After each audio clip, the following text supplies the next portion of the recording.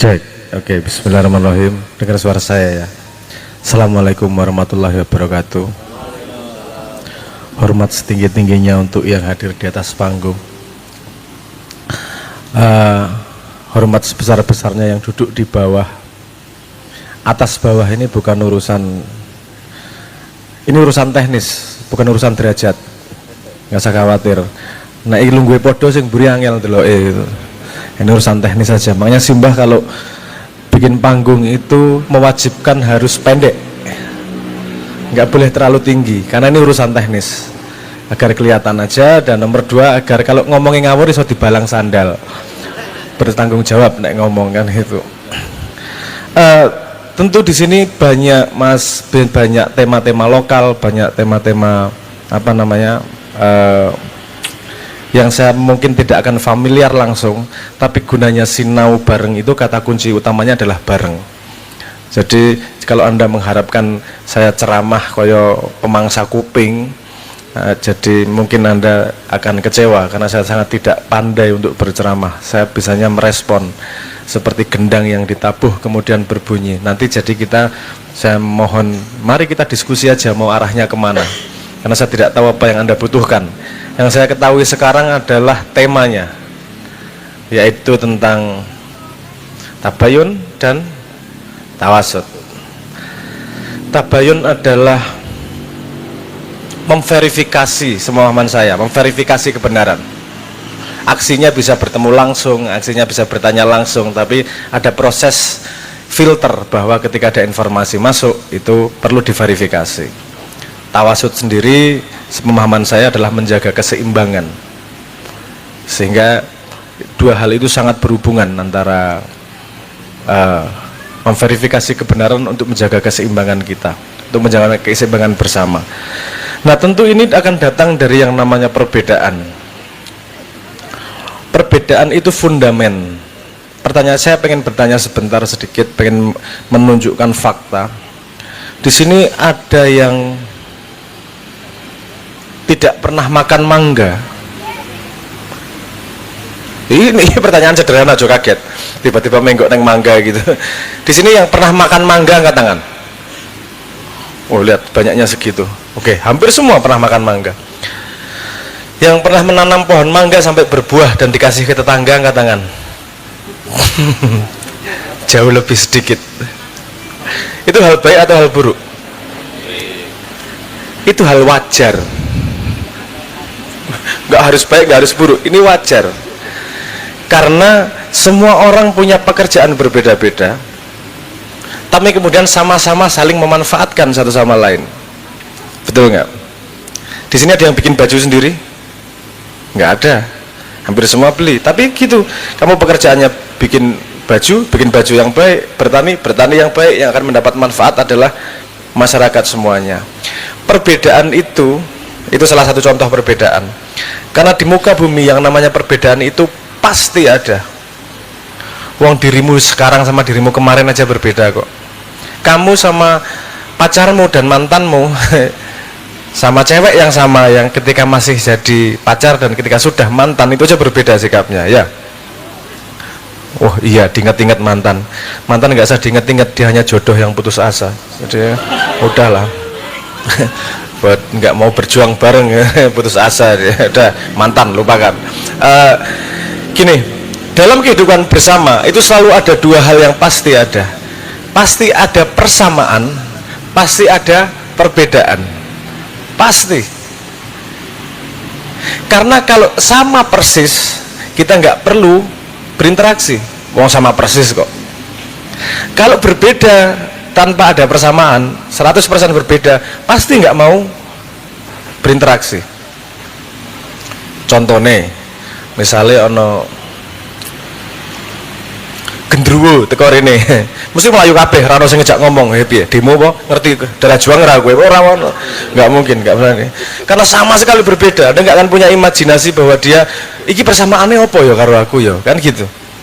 Jadi persamaan dan perbedaan bukanlah sesuatu yang harus diributkan, tapi harus kita pahami bahwa ini fakta dan dimanfaatkan gimana. Karena kalau sama semua, nggak ada yang bikin baju, nggak ada yang nanam pohon mangga, semua kerjaannya sama, ya nggak bisa ngapa-ngapain. Kalau semua berbeda, siji nggo dolar, siji nggo rupiah, siji nggak berguna juga. Artinya harus ada yang sama dan harus ada yang berbeda. Persamaan itu membuat fondasi agar kita bisa bersambungan. Perbedaan itu adalah bahan untuk kita, persambungan kita menjadi obrolan. Kalau ini ada penderita cacat tuna asmara yang memang belum pernah tersembuhkan, maksudnya jomblo rong tahun duwe pacar sama sekali ngono lho. Ono ya. Tapi kalau yang udah pernah mungkin merasakan cara mendekati pasangan, calon pasangan paling efektif itu gimana? Bukan mencari perbedaan, tapi mencari persamaan. Dek senengnya makan apa? Sate. Aku juga. Seneng nonton film apa? Horor. Aku yo loh dek. Wah, yuk nonton bareng. Alasan sih, kalau inginnya mendekat, itu yang ditonjolkan adalah kebersamaan. Kalau pengen ribut, yang ditonjolkan adalah perbedaan. Mesti gue podo-podo wong Islam sing siji ngunekke penjual teh misalnya gitu ya, gue lali Islame, pokoknya kayak jahat, lu jahat bahkan iblis, langsung dibengoki karo kabeh wong kan gitu, karena nalurinya ingin membuat jarak. Makanya yang dilihat adalah perbedaan, padahal ini harus kita manage secara tawasud, harus seimbang. Kita harus paham kapan memanfaatkannya dengan seimbang, baik dan benar untuk menuju kebenaran bersama. Idenya adalah seperti itu.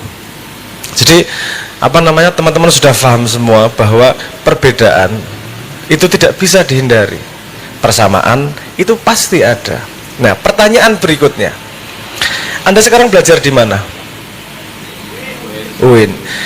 Di UIN, di sekolahan dari SD, SMP, SMA sampai kuliah, ini ngajari persamaan atau perbedaan? Kamu kalau bayi diajari ini tangan, ini hidung, ini mata, betul nggak? Itu yang diajari perbedaan atau persamaan? Perbedaan, no. Itu wedhus, iki ayam. Utek persamaan nih. Ngerti aku, utekmu arep piye. Mesti sudah tahu. Ayam, ini wedhus. Kemampuan membedakan satu dengan yang lainnya itu adalah premis utama dari yang namanya ilmu. Ilmu adalah kemampuan membedakan. Misalnya ini ayam, aves, paham ya? Genus kelasnya aves, ini ayam, ini binatang berkaki 4 tapi ada bedanya, ini kambing, ini sapi, ini anjing, ini rezeki dan seterusnya. Tapi pahamilah bahwa ilmu modern, ilmu itu mengajari yang namanya perbedaan. Artinya anak kita semua itu dilatih untuk melihat perbedaan. Itu bukan yang hal buruk, itu sangat berguna, amat sangat berguna, karena perbedaan itu membuat kita bisa mengolahnya. Bayangkan kalau Anda nggak ada perbedaan antara sendal sama sepatu, namanya sama-sama sendal, susah banget ngandani. Dek jiko ke sendal sing rano tutupe, sepatu sing rano tutupe ngarepe kayak yo, sepatu jepit, angel banget mau menjelaskan itu. Artinya perbedaan, lihat 1904 sekitar awal abad 20 itu cabang ilmu alam itu cuma 4, fisika, biologi, kimia, satu lagi apa lali aku. Sekarang terakhir saya ngecek itu udah 204. Biologi cabang jadi apa, fisika cabang jadi apa. Kenapa bercabang? Karena membedakan, spesialisasi, kemampuan membedakan. Artinya ilmu itu mengajari kita untuk melihat perbedaan agar bisa mengklasifikasi dan bernavigasi di alam kehidupan. Itu sangat berguna. Tapi ada efek samping yang lain kalau dipakai untuk hal-hal yang tidak baik, kan gitu. Yang diangkat adalah perbedaannya. Makanya ada keseimbangan yang namanya, kalau ada al-alim ada yang namanya al-hakim, ada keilmuan, ada yang namanya kebijaksanaan. Kebijaksanaan adalah kemampuan untuk melihat sesuatu yang berbeda tapi sama. Dewa berbeda tapi podo-podo wong uwin. Wong uwin karo wong apa sini? Ora, misalnya apa? Universitas Lio misalnya. Amikom, Unsud apa? Unsud. Oh ya, Unsud, Amikom. Oh. Wah, kita beda universitas tapi sama-sama pelajar, kan gitu. Nah, kamu bisa milih mengambil sudut pandang yang mana. Kamu bisa ngambil sudut pandang aku adalah siswa UIN, bisa ngomong sama-sama pelajar, dua-duanya bener nggak? Nggak ada yang salah loh, dua-duanya bener loh. Jadi tidak masuk akal kalau misalnya kemudian yang satu merasa tinggi, yang satu merasa rendah.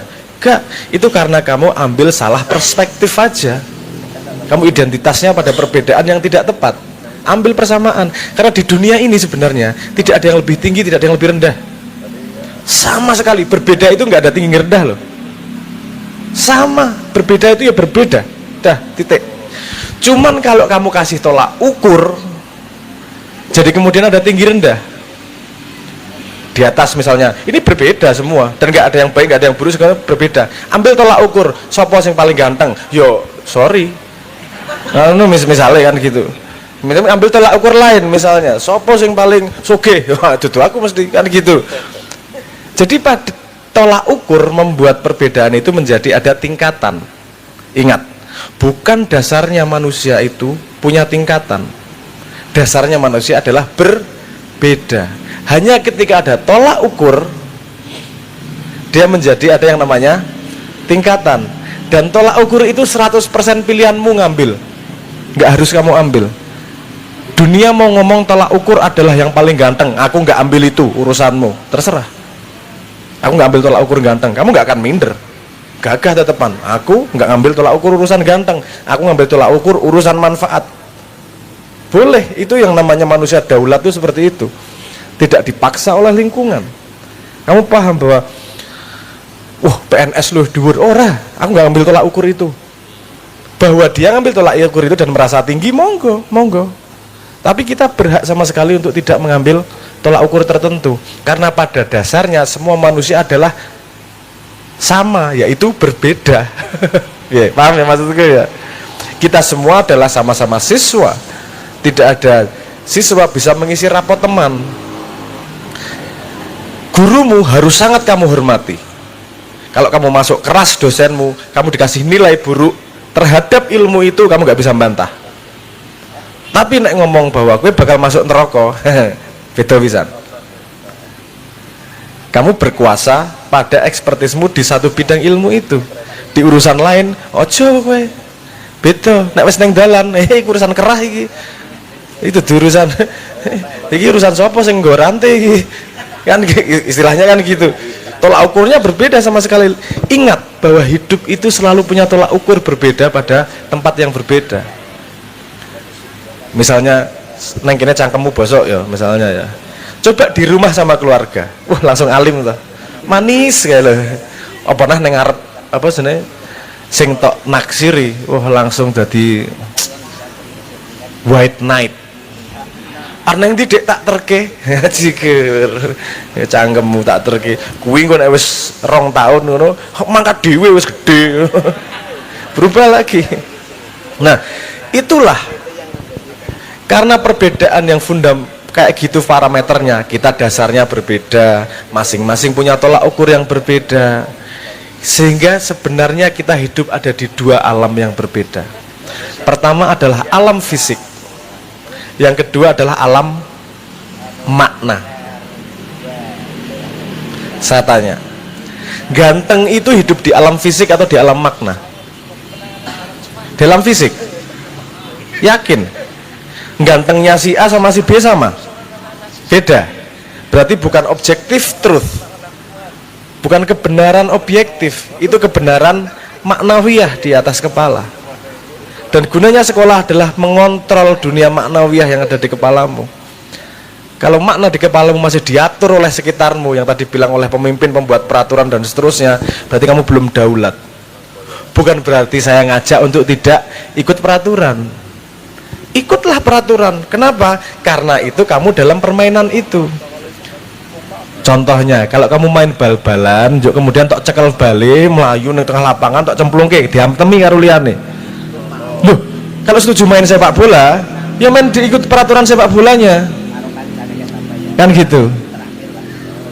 Nggih, paham ya maksud saya ya? Artinya tadi peraturan itu ada garisnya yang jelas. Bukan terus nggak ikut peraturan apa-apa, tapi paham bahwa dirimu masuk dalam sebuah permainan, ikut peraturan itu.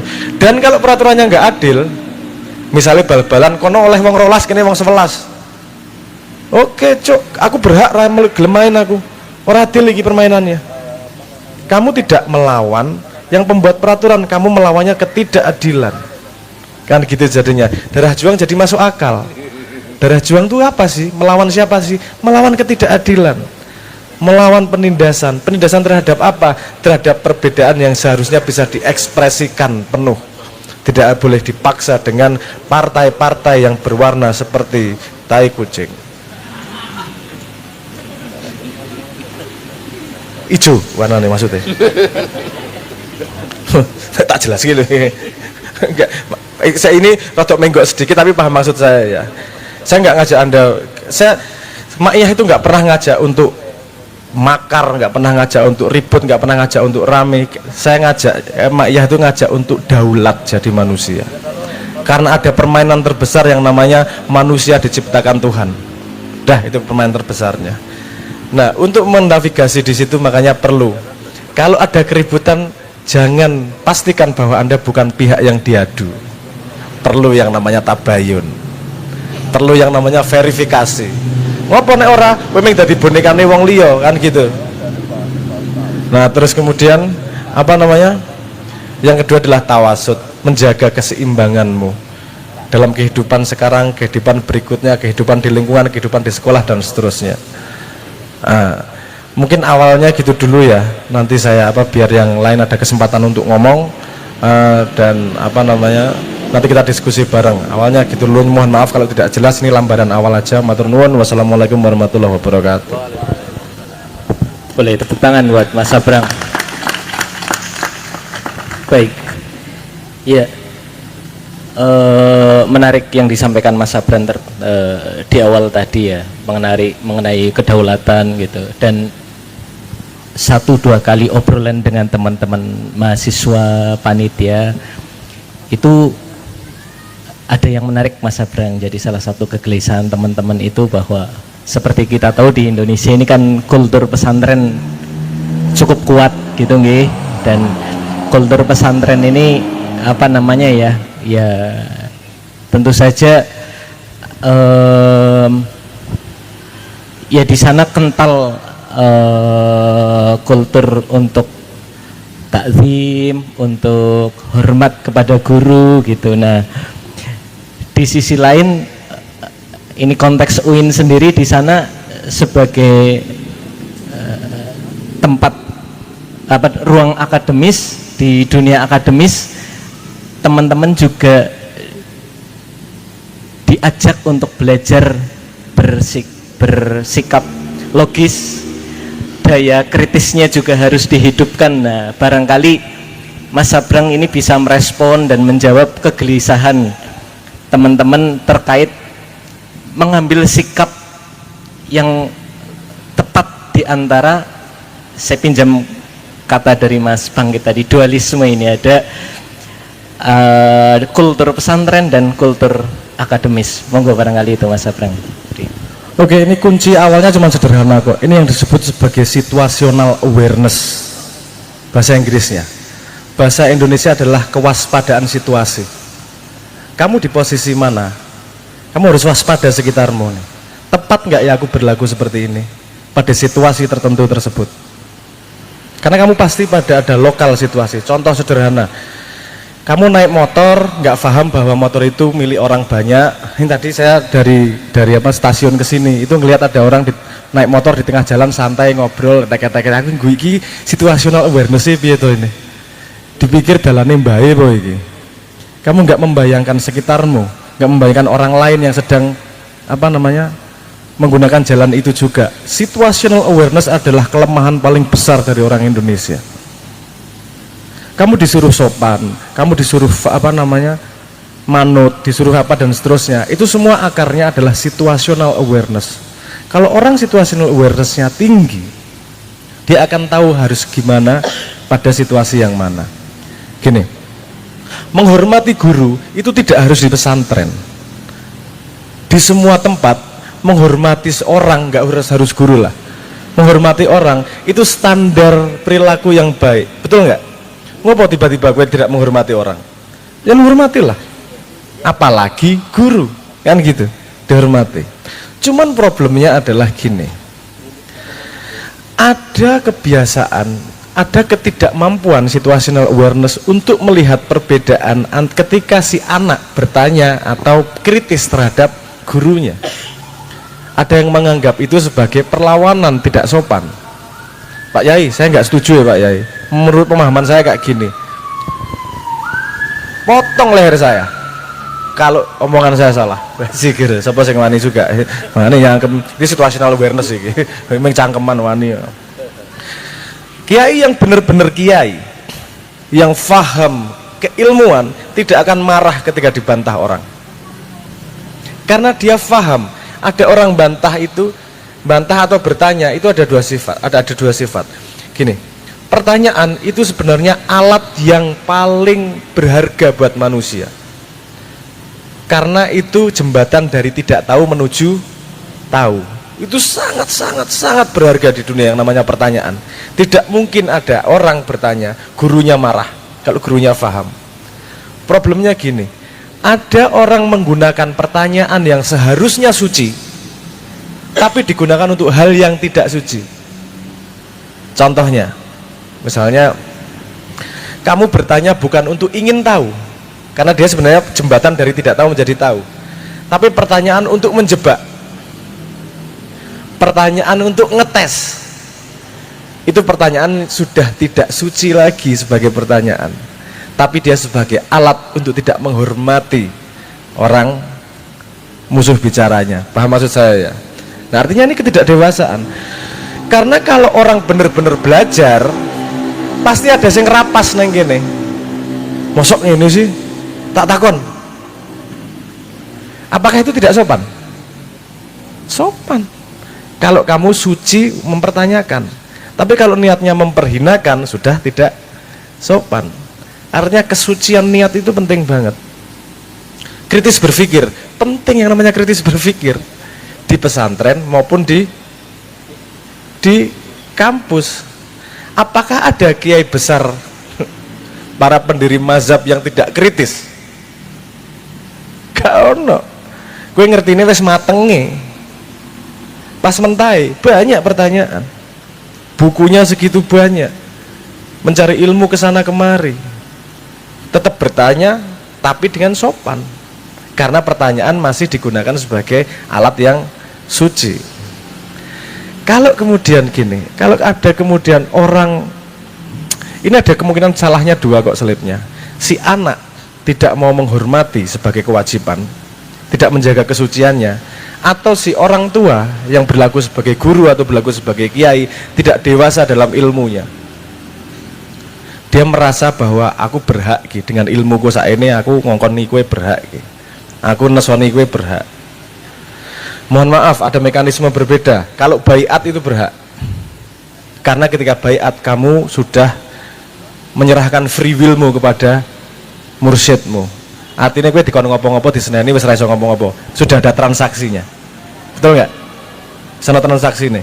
Kalau belum ada baiat, tidak ada transaksinya, kamu sama-sama manusia. Apakah guru lebih tinggi derajatnya? Belum tentu. Tapi dia lebih pandai? Ya. Kenapa? Karena uripe ndisikan. Aku neng kene nyon sewu mesti luwih pinter bangane kowe. Bukan karena aku lebih pandai, kebetulan aku lahir jauh sebelum sampean. Pengalamannya luwih akeh, mocone luwih ndisikan. Apakah kemudian nanti suatu hari saya akan selamanya lebih pandai? Belum tentu. Sepandai-pandainya guru sekarang, sing paling senior, guru-guru paling senior, kiai paling ampuh, kon gawe akun TikTok kowe mumet mesti. Ya ora? Jangan menganggap kepandaian itu universal. Kepandaian itu parsial. Makanya kita perlu berguru pada banyak orang. Saya pernah diajar sama beberapa kiai besar tentang ketika kalimat saya gitu tuh. Guru sama banyak orang dong, belajar sama banyak orang, saya bilang gitu. Semua perlu dipelajari. Saya dimarahin, nggak bisa milih guru itu harus benar dari awal.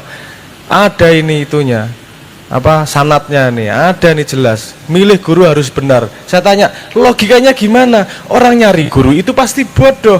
Kalau dia bisa menilai mana guru yang benar, mana guru yang salah, berarti dia tidak perlu mencari guru. Orang dia bisa menilai gurunya kok. Dia bodoh, makanya mencari guru. Prosesnya adalah menemukan guru yang selip, menemukan guru yang tidak lengkap, dan seterusnya. Jadi memang proses itu belajar dari mana-mana. Karena pada akhirnya yang dipakai dalam alam fikirmu adalah yang kamu putuskan sendiri, bukan yang dipaksakan oleh siapapun. Nanti kita ngomong agak jauh lebih sini. Saya tidak mau keseret ke tasawuf, saya nggak mau keseret ke filsafat. Saya pengen ngomong teknikal aja. Gimana ini saya bergaul di pesantren dan saya bergaul di dunia akademis. Dua-duanya saya tidak mengubah perilaku. Tetap jegang, tetap opo dan segala macam. Tapi yang selalu saya jaga kesucian. Saya tidak pernah itu ekspresi tidak sopan sekalipun. Saya menunjukkan bahwa saya hormat karo kue dengan caraku. Sangat menghormati dan orang pasti kerasa kok. Kalau memperhinakan itu masalah. Masalahnya cuman apa yang dianggap menghina itu gitu loh. Kadang-kadang guru-guru ya sok sensitif, nek ditakoni dibantah muridnya merasa terhina. Iku ya sing lucu ya gurune nek ngono ki wong kowe gurune ra iso maca ChatGPT kok. ChatGPT kan ditakoni pinter tenan kuwi, ya Allah subhanallah kuwi nyebai tenan niku. Saya pernah menganggarkan 6 bulan untuk belajar dinamika pemikiran Islam abad pertengahan. Wis bukune tak tirik-tirik, oke, tak waca 6 bulan aku akan paham nih. Aku menganggarkan 6 bulan tak gawe jadwal wis tak sinau. Kemudian saya ngobrol sama bukan ChatGPT, Sonet, ada AI yang lain. Gue ngerti ra soal Ibnu Arabi? Ngerti? Bukunya apa wae? Iki. Oke, aku wis mulai asem. Buku sing iki apa wae isine? Ngene. Oke, sing bantah sapa? Ka Ibnu Mas'ud. Tahunnya perbedaannya segini. Bantahnya kenapa? Karena ini. Di halaman berapa? Ini sama ini. Coba ditulisin halamannya greng. Coba lihat analisis perbedaannya greng. Gue aku dari tak anggarkan 6 bulan jadi 1 minggu. Nyebai tenan. Dan itu adalah guru yang paling tidak pernah tersinggung. Namanya AI itu. Aku pernah belajar sesuatu dan aku nggak paham, dijelaskan meneh. Aku nggak paham, jelaskan meneh. Jelaskan bocah SD to. Isi urung paham. Wis ping 5 aku mikir nek guru tenan mesti dikaplok raiku iki mesti goblok tenan sebagai murid. Tapi karena ingin tahu dan ada alatnya untuk ingin tahu, makanya saya bertanya, menjaga kesucian niat itu loh penting banget. Menurut saya gini, gimana kita menavigasi di antara pesantren sama akademisi itu? Jaga niat sucimu. Kalau takon, menghormati. Kalau kamu dimarahin tidak tepat karena niatmu yang tidak suci, pantas gue diseneni. Tapi kalau kamu niatmu suci tapi masih tetap dihajar, berarti bukan salahmu. Nggak usah khawatir. Simpel toh? Simpel. Dadi wong ki apa anane ae. Simpel aja. Bertanya karena tidak tahu dan pengen tahu. Membantah karena kamu pengen ngetes pengetahuanmu, bukan ngetes orangnya. Paham maksud saya? It's okay. Kalau kamu suci sama Tuhan, apapun yang terjadi di dunia itu bukan salahmu. Karena kamu ngikuti Tuhan. Ngikuti kesucian awal dari niatmu tersebut. Saya paham itu tidak mudah, tapi menurut saya jangan menyandarkan keberadaanmu dari conformity, dari persetujuan orang. Sandarkan keberadaanmu dari kesucian niatmu. Jangan lupa, Islam itu pertama apa? Rukun Islam. Rukun Islam pertama apa? Syahadat itu apa? Ikrar. Niat, betul nggak? Ikrar, niat. Betapa pentingnya yang namanya ikrar. Ketika kamu mau bertanya, ikrarmu apa sih? mau menghina atau mau ngapain. Itu loh, kalau ikrarmu clean, bersih, suci, insya Allah jalanmu melalui apapun, kesulitan apapun, arahnya akan insya Allah benar, karena kamu tetap pegangan sama kesucian keberadaan fatwa hatimu tersebut. Ngono ya, ngono ya, nyanyi ini ya kok